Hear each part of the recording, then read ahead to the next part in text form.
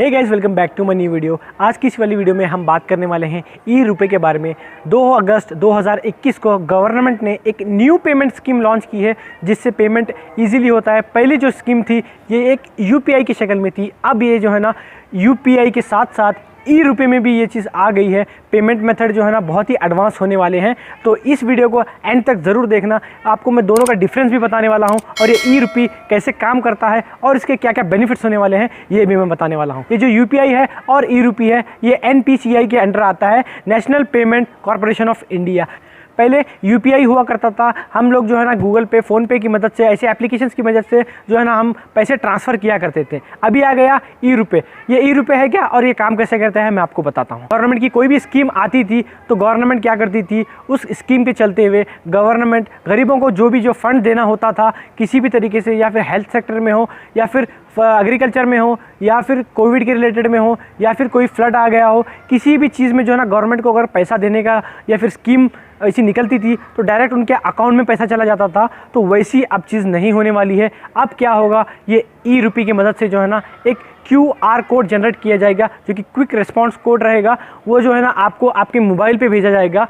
ये जो QR code है उसी चीज़ के लिए काम करेगा जिस चीज़ के लिए ये भेजा गया है। समझ लीजिए मेरे को हेल्थ केयर के लिए, मतलब दवाखाने, हॉस्पिटल को जो है ना बताने के लिए ये QR कोड भेजा गया है, तो मैं उसी के लिए यूज़ कर सकता हूँ। तो अब मैं दूसरे काम के लिए, मेरा पर्सनल काम के लिए, या फिर कोई भी लोग जो है ना दूसरे काम के लिए यूज़ करते हैं, तो वैसा इसमें बिल्कुल भी नहीं होने वाला है। तो डायरेक्ट जिस चीज़ के लिए ये QR कोड दिया गया है ये ई रुपीज़ के द्वारा, उसी चीज़ के लिए आप यूज़ कर सकते हैं। अब बात कर लेते हैं ये ई रुपी का जो QR कोड है ये काम कैसे करता है। फर्स्ट ऑफ ऑल, जब भी गवर्नमेंट को आपको पैसा देना रहेगा वो QR कोड जब जनरेट करती है तो उसमें की एक कॉपी आपको सेंड करती है, दूसरी कॉपी जो रहेगा एनपीसीआई के पास रहेगी, तीसरी कॉपी वहाँ पे सेंड हो जाएगी जहाँ पे जो है ना आपको ये पैसा खर्च करना होगा। फॉर एग्जांपल के लिए समझ लीजिए ये जो मेरे को पैसा QR कोड दिया गया है, मेरे को मेडिकल के लिए दिया गया है, तो मैं जाऊँगा ये QR कोड दिखाऊँगा, वो लोग ये स्कैन करेंगे, ये जो स्कैन जो है ना मैच हो जाएगा तो मेरी पेमेंट हो जाएगी। वही अगर मैं यही QR कोड लेके जाऊँगा कहीं पे दुकान पे खर्चा करने के लिए, मेरे पर्सनल के लिए, या फिर कुछ भी चीज़ मेरे को जो है ना पर्सनली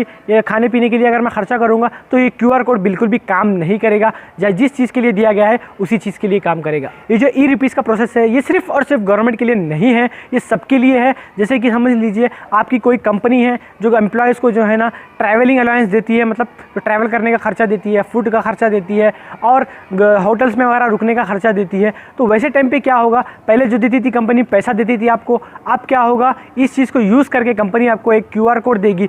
QR कोड देने की वजह से जो क्या होगा, आपको जो है ना एक होटल बिल पे करने का QR अगर कोड देती है तो आप होटल बिल ही पे कर सकते हैं उससे जो है ना आप दूसरी चीज़ नहीं कर सकते। अगर आपको ट्रैवलिंग अलाउंस देती है, यानी कि ट्रैवल करने के लिए अगर एक QR कोड देती है तो आप उसी के लिए यूज़ कर सकते हैं। दूसरा छोड़ के, इस चीज़ को छोड़ के दूसरा किसी के लिए यूज़ नहीं कर सकते। तो ये चीज़ का फ़ायदा क्या होने वाला है, जब भी देखिए गवर्नमेंट जो है ना किसी भी स्कीम के द्वारा जो पैसा निकालती थी गवर्नमेंट जो है ना गरीबों को देने के लिए, तो तब क्या होता था, बीच के इंटरमीडिएट जो होते थे, जो भी मंत्री वगैरह, जो गवर्नमेंट के जो है ना लोग होते थे, तो बीच में से पैसा खा के जो है ना, अगर गरीब को जो है ना हम 1 रुपया गवर्नमेंट से जाता है तो बीच के लोग खा के जो है ना उसको 25 पैसा ही मिलता था। मतलब कि करीब जो है ना 75% जो है ना बीच में पैसा अमाउंट कट हो जाता था। तो इसीलिए अब जो है ना गवर्नमेंट क्या करेगी, डायरेक्ट जो है ना QR कोड दे देगी। तो उससे क्या होगा, बीच में खाने वालों का जो है ना बिल्कुल बंद हो जाएगा। और सेकेंडरी चीज़ क्या होगा, गवर्नमेंट जो है ना पैसा जिस काम के लिए आपको देती थी उसको छोड़ के अगर आप दूसरी चीज़ के लिए यूज़ करते हैं, जैसे कि दारू पीने के लिए, कुछ भी चीज़ के लिए अगर आप वेस्ट करने के लिए यूज़ करते हैं, किसी भी चीज़ के लिए आप यूज़ करें बिल्कुल भी नहीं होने वाली है।